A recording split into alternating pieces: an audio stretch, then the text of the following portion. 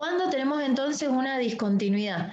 Básicamente cuando alguna de las condiciones anteriores, las tres condiciones necesarias para que exista continuidad, no se cumplen, eso da origen a una discontinuidad de la función. La discontinuidad puede darse en una función solamente en un punto de su dominio o puede darse en más de uno.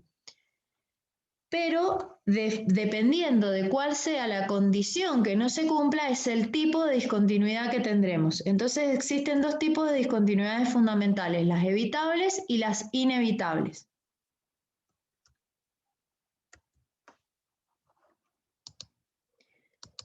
Entonces, evitable. De las tres condiciones enumeradas en la definición de continuidad, si no se cumple con la primera o con la tercera, estamos hablando de que existe una discontinuidad evitable. ¿Por qué es evitable? Porque básicamente redefiniendo la función, haciendo que f en c exista, definiendo que existe, o bien haciendo coincidir el valor de f de c con el valor del límite, redefiniendo la función, eso hace que la función pueda convertirse en continua. Y así podemos salvar la discontinuidad. Inevitable es que de las tres condiciones, la segunda no se cumpla.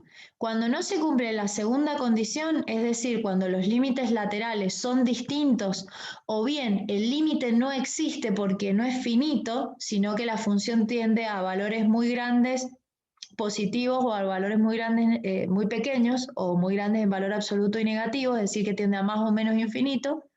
En esos casos decimos que la discontinuidad es inevitable. Y si es inevitable, no hay posibilidad de salvar la discontinuidad como en el caso anterior. También suele denominarse, en el caso de que los límites laterales sean finitos y distintos, discontinuidad de salto finito, y en el caso de que el límite no exista por tender a valores arbitrariamente grandes o arbitrariamente pequeños, decimos que es de salto infinito. Veamos ejemplos específicos de cada caso.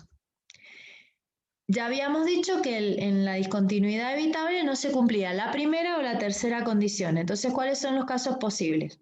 Retomemos ahora lo que habíamos visto al principio. Ahora lo analizamos con las tres condiciones. En este caso, f de c no está definida, o sea que la primera condición no se está cumpliendo, la segunda condición sí se está cumpliendo, los límites laterales son iguales, el límite existe, la tercera no se puede analizar porque la primera ya no existe. Entonces tenemos una discontinuidad evitable en ese caso. ¿Qué podemos hacer? Bueno, definir f de c y que f de c sea igual a L. Vamos al segundo caso. Era el que correspondía al tercer caso que mostramos al principio. Analicemos las tres condiciones. El valor de la función en C vale m, los límites laterales son iguales y valen L, y ahora sí se puede analizar la tercera condición, que es la que no se está cumpliendo, porque L es distinto de m. ¿Qué podemos hacer? Y hacerlos coincidir. Hacer que f de c sea igual a L. Entonces, en ese caso, este punto se movería hacia acá y ahí habríamos redefinido la función para que fuera continua. Esto es en parte un resumen de lo que acabo de decir. En el primer caso se redefine la función estableciendo que f de c sea igual a L, y en el segundo se debe redefinir f de c para que en lugar de ser igual a m, sea igual a L. Vamos ahora a discontinuidad inevitable. Recordemos que es cuando no se cumple la segunda condición. ¿Qué casos posibles tenemos? Cuando tenemos los límites laterales finitos y distintos. En este caso, la primera condición, en este ejemplo particular, sí se cumple. La función en C está definida y vale L2, pero la condición de límite no, la segunda, porque los límites laterales son distintos. Y la tercera condición no se puede evaluar porque ya la segunda no se cumple. En este segundo caso, vemos que f de c no está definido, o sea que la primera condición no se está cumpliendo, acá tampoco. Y fundamentalmente no se cumple en este caso la segunda condición.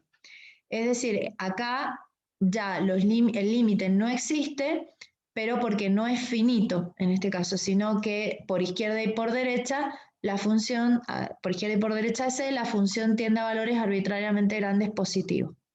La tercera condición, por lo tanto, no se puede evaluar.